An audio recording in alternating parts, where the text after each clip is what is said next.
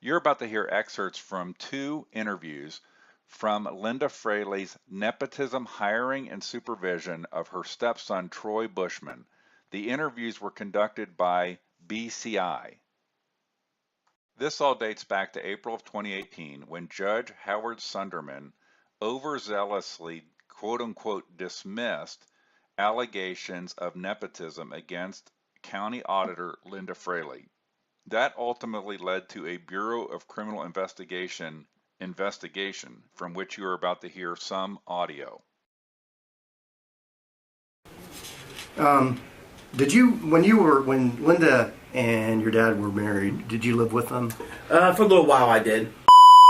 99. When were you hired? I was hired By her. September 2002. Now, why were you did you have a job before Linda hired you? Yes. Where did you work at? Well, I was working for Likens Oil. All right, and so I'm trying to keep this straight. Sure. So in 95 she takes office. Mm-hmm. They're divorced in 99. Mm-hmm.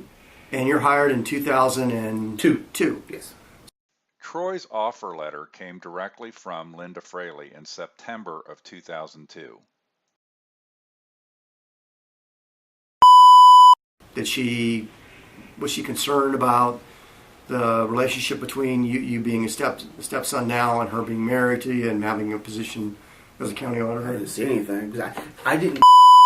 I ran the license bureau down. I managed the license bureau for her. Right. Did Linda do your performance evaluations? I sat with her a couple of times on them. She sat with me, yes. Did she? But Chuck already had them done and stuff. But was he the one who actually gave them to you? Yes. She wasn't. She just sat in. Then I'd sit with her a couple of times. I'd sit with her, and she'd write little notes on the bottom. But okay. He already had it done and stuff. So okay, all right.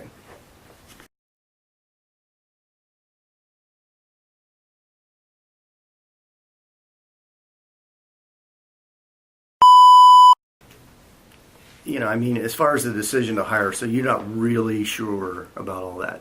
Mm-hmm. Okay. You have to say yes or no. Yeah, that's no. Okay. Agent Cooper never bothers to ask about the hire offer letter from Linda Fraley that was part of the affidavit that had been filed. Did Linda sign your employees' evaluations? Yeah. What would happen is I would do the evaluations, and then they would go to Chuck. Then Linda would meet with each of my employees. She would meet with. Yes. That was routine. She would meet with everyone of them. Yeah. What were you there present when she met with them? No. Was that just basically to get their feedback on Sure. how you were doing as a manager? Yeah. So that's pretty good. I like that. Yep. Can you tell me what that is? That's an evaluation form For myself. so, and that would be you. You're the employee, Yep. correct? And what was the review period on that one? That was from November 2004 to October 2005. Okay. Okay. You know what? On the comments and I was going to ask you for a number. I forgot. On the comments on that, who wrote that comments? That's Linda's handwriting. What can you read those? Yeah. ATM machine, clean up around building, new hires.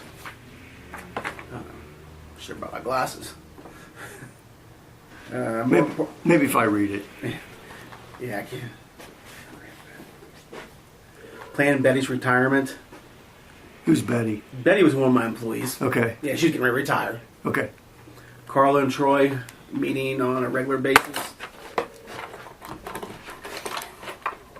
Calculators. Man, might help me a little. There you go. Email for all full-time staff. Plan for some employees. Storage issue. That's what I got out of all that. So basically, those were expectations that Linda had, correct? Those are comments that she put down that we probably talked about. Okay. I've always wanted an ATM machine down there. I've been pushing that. I pushed that for a while. So. Okay. And when you were when your dad and Linda were divorced, that period of time was when you were hired.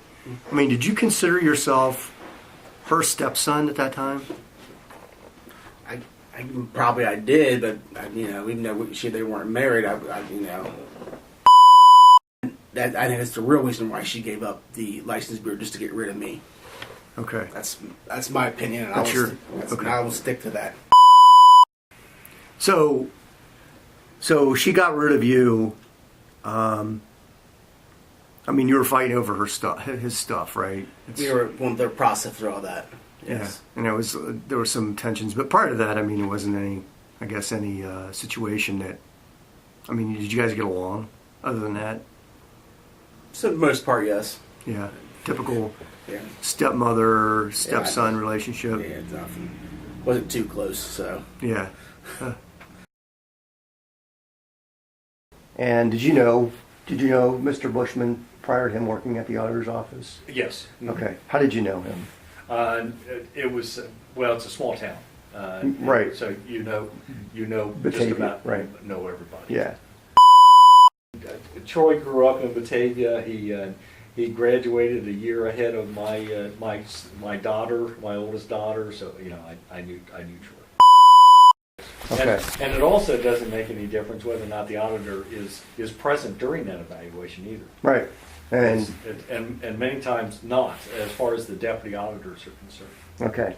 So you do these, and I mean, Linda was. Do you recall if Linda was present during this? I can't recall, but that's very because Troy was a special situation because of that relationship. Right. And my instructions from the very beginning were that Troy reported directly to me. Mhm. Only contact as far as with the business deputy registrar was with me, no other deputy or the auditor. The auditor was what my instructions. I'm out of. I do not have any responsibility other than as being auditor. Right. I mean, there's a responsibility there. Right. Being auditor, but as far as supervision, So she never had. So what you're telling me is she never had any input into what went into No, this. none whatsoever. None. My supervision of Troy was much more strenuous than any other deputy. Right. And I interviewed 2 or 3 people, one of which was Troy. And we actually offered the job to one other individual, and they backed out. They worked at Holman Motors, and so he did have management experience, and we interviewed him and said, okay, we'll hire him. And at that point in time, the direction was given that he would be under my supervision, my direct supervision. The auditor would not have any. So this was. She was married to Troy's. Jim Bushman. Yeah. Father. Right. Was he? Do you recall? Was he hired when he was actually when they were married? No, the timeline was married, divorced, Yeah. hired, Yeah. or hired, Yeah. remarried, Okay. and then the whole process of, okay, we've got a situation here. Yeah. What do we do? Do we retain employment, or Yeah. do we let him go? Right. And that's when she went to the prosecutor's office and got a written opinion from the prosecutor's office. Do you remember who the prosecutor was at the time? Tom Blust. Tom Well, Blust. Don White was a prosecutor. Don White, Tom Blust was the assistant prosecutor. Okay. And she also called the ethics commission. She didn't put it in writing. She called the ethics commission. Okay. And they gave concurrence that everything was okay. We plan on getting these few interviews done. I mean, there may be some follow up here and there, but I would say this is going to be over and done with before. Good. I mean, hopefully within a month. Good. This is so unfair.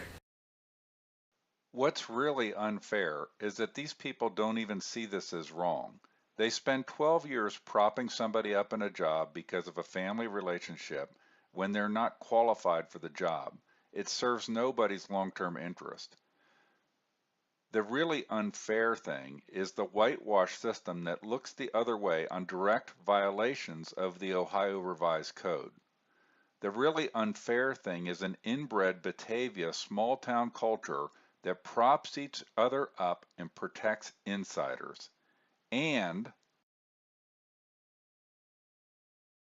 what's really unfair is that Linda Fraley is once again seeking exorbitant legal fees in opposition to Supreme Court case law.